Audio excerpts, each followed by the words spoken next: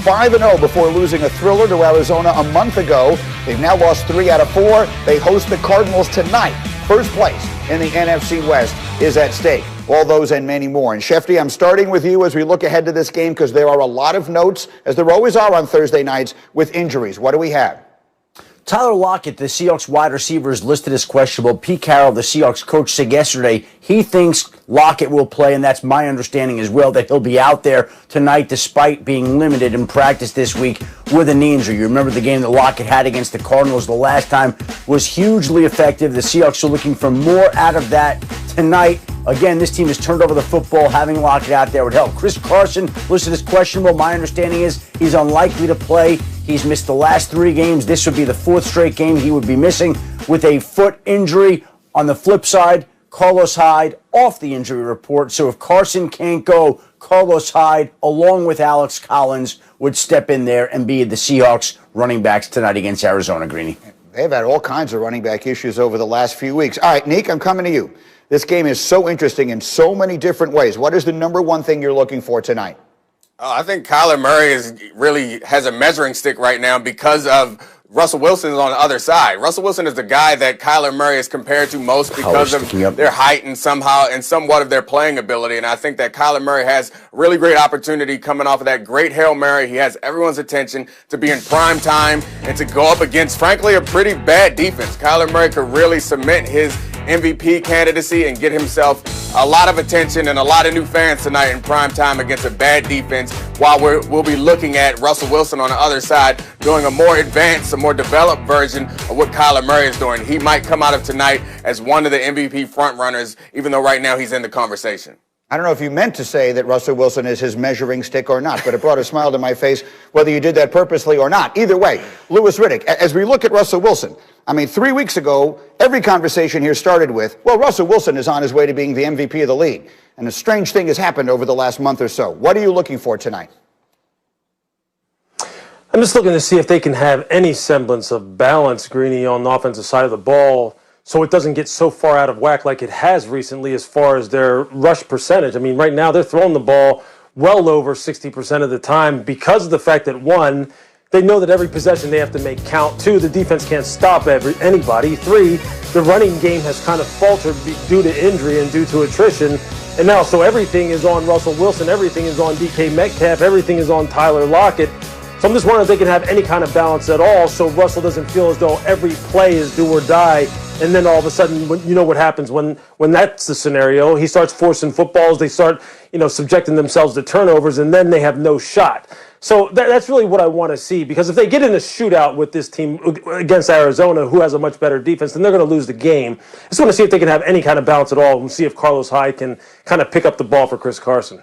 How do you see it, Shefty? It's a critical game, obviously. There's a 3-way tie right now at the top of that division. The Rams will play actually on Monday night. Louis, you have that game, and we'll talk about it further. But this one obviously has a lot at stake. How do you see it, Shefty? Well, amazing how it all fits together according to what Louis is saying, right? Again, Chris Carson's injury. Over the last 3 weeks, Russell Wilson has turned over the football more than anybody in football at this point in time. And so the lack of the running game has led to all the turnovers that has led to this team suddenly stumbling. But the fact of the matter is still that this division, the NFC West, is as strong as basically any division in all of football, and this division very well could produce at least 3 playoff teams, especially with the expanded playoff field of 7 teams in each conference, potentially even 8 if the league has to expand later. But this tonight, I think, is a preview of 2 teams headed to the playoffs. Yeah, some numbers on Wilson that are remarkable. He's thrown 3 interceptions in the end zone this year. He had never thrown more than 1 in any season before. Okay, so that's tonight's game. We have an eye on that. Meanwhile, the big story in the NFL this week, of course, involves the injury to Drew Brees and his ribs. Our Ed Werder reporting that after seeking a second opinion on the injury, the original diagnosis, collapsed lung, 5 fractured ribs, that was confirmed. Doctors have not yet determined a time frame for his return, according to Ed Werder. Again, we'd heard that maybe the very optimistic side of this was 3 weeks. Others have said they think that more realistically is something more like 5 or 6 weeks. So, Shefty, is there any question that Jameis Winston becomes the starting quarterback for as long as Brees is out? Yeah, there's a definite question about that, Greeny. And again, Sean Payton keeps telling us he hasn't made a decision. Why don't we believe him? They really like Taysom Hill. They really like Jameis Winston. There's support for both players. I would not just make the assumption that it's going to be Jameis Winston starting this weekend. Everybody seems to think that that's a foregone conclusion, and maybe ultimately it will be him. But Sean Payton himself has said, I have not made a decision yet. So again, if he hasn't made a decision yet, why can't we accept that as a fact? I actually have accepted that. And I don't think that it's a deadlock cinch that it's going to be Jameis Winston at this point in time. I think we need to be open-minded to the idea that based on what Sean Payton is saying, that it could be Taysom Hill. We know that they'd like to get him in there. So let's just see how this goes out and plays out over the course of the weekend. But there's an opportunity here for the Saints to see what they have in Taysom Hill, see what they have in Jameis Winston. Again, we've thought all along that this could very well be Drew Brees' last year, and now is a chance to win now and get a look into the future. Listen, I'm asking for a friend here, but Jameis Winston was available on waivers in a fantasy league, and someone I know, namely me, might have just thrown him on his roster yesterday. So you're telling me starting him this weekend would feel like a very risky maneuver? I don't know why you would start him yet, Greeny.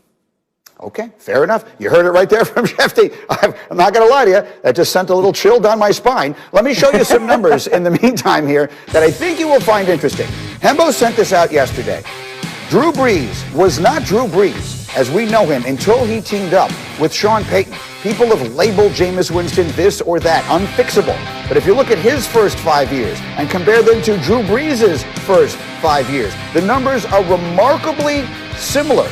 Brees became the icon that we know when he got to New Orleans and teamed up with Sean Payton, which leads you to wonder, could Sean Payton work that kind of magic with a still young and obviously ridiculously talented player in Jameis Winston? And D. Wood joins the conversation, but Lewis, I'll start with you. How do you see that? Do you see Sean Payton being able to work some magic and turning Jameis Winston into the player that we all can see he could potentially be?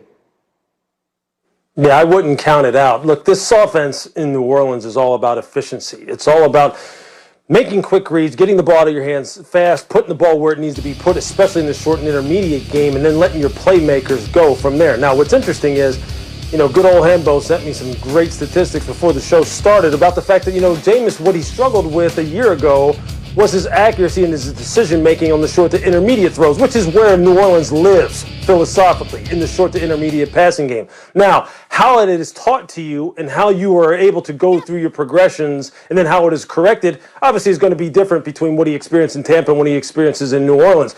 And Sean Payton is the master. I mean, that's a great graphic right there as far as the influence that he had on Drew Brees. So I believe this is a good chance for Jameis Winston, provided the fact that he starts, although Adam Schefter seems to be throwing a lot of doubt in everybody's mind right now. But I think this is a great opportunity for him to show that, look, with high-quality quarterback tutoring, he can take his game to the next level. We'll see. But you know what? Sean Payton has told me the same thing about Taysom Hill. He believes he's a starter in this league. He's told me every time I've talked to him. So, Greeny, I'd be sweating a little bit if you're counting on Jameis Winston. Just a little.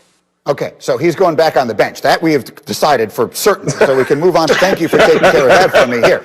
Meanwhile, D. Wood, I'm coming to you on this. Last year, Brees got hurt. They went 5-0 without him with Teddy Bridgewater. As you look at their schedule, they have Atlanta this week, then the Broncos, then the Falcons again, then the Eagles. Do you see them being able to do this again? Can they go undefeated without Drew Brees, especially when you take a look at their schedule this year? Absolutely, Greeny. I think when you talk about the New Orleans Saints, they're one of the most well-rounded teams in the National Football League. We got, when we watched them against the Tampa Bay Buccaneers, you saw all areas of their team flourish. Defensively, they were flying around. They were all over that Bucs offense. Offensively, I think Sean Payton is going to put whoever is at quarterback, whether it's Taysom Hill or Jameis Winston, they're going to just have to manage the football game. Nobody can expect them to be Drew Brees out there, but they have enough firepower to manage this game. And when you have guys like Alvin Kamara, Michael Thomas, those type of guys, those guys can make a ton of plays for you. So if those guys manage the game, like Lewis alluded to, this New Orleans Saints team, they could easily find themselves right at the top of the NFC. Lewis, if you're preparing to play this team defensively this week, if you're the Falcons getting up against this team, and they're leaving that doubt in your mind as to who the quarterback is, and the two quarterbacks they can choose from could not be more different, right? The way Taysom Hill would play and the way Jameis Winston would play could not be more different. How are you preparing? Which one are you preparing for this week if you're Atlanta? Yeah, I'm preparing for them to run the system, Greeny, that they've always run. That's what I'm preparing for. I'm preparing for the tendencies that Sean has shown, first and second down run pass, third down how they like to attack in the red area. That's what, because I'm not going to go and just go through all those mental gymnastics to try and figure out, well, which guys it's going to be. But I am going to make sure that I prepare for all the type of slash plays that Taysom Hill runs in those specific situations. Now, if he gets in there on an every down basis, I'll deal with him as it comes. But I'm really preparing for the system because the system is what works down there. Lewis, it's funny you say that. It's funny you say that because earlier this week, I had Raheem Morris on my podcast, and I said, how do you prepare for a Drew Brees-less New Orleans Saints team? Do you prepare for Jameis Winston? Do you prepare for Taysom Hill?